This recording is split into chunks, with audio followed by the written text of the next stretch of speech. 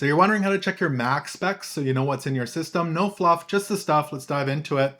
Head up to the very top left-hand corner. You'll see your Apple icon here. If you go ahead and left click on that, the first option is about this Mac. You can go ahead and select that. Now that's going to open up a pop-up here. We'll check out the more info in a moment, but this will show you what your system is. So I've got a Mac Mini 2024, the chip, so I've got an Apple M4, the memory, 16 gigabytes, the serial number, and then Mac OS, so Tahoe 26.5. If you click on more info, it'll give you another pop-up here.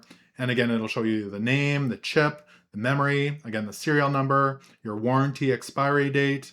You've got your Mac OS, so 26.5, Tahoe, your displays, as well as your storage. So if you're wondering how much storage space you have left, I've got 183.55 gigabytes of 245. And really it's that simple to check your specs here on your Mac.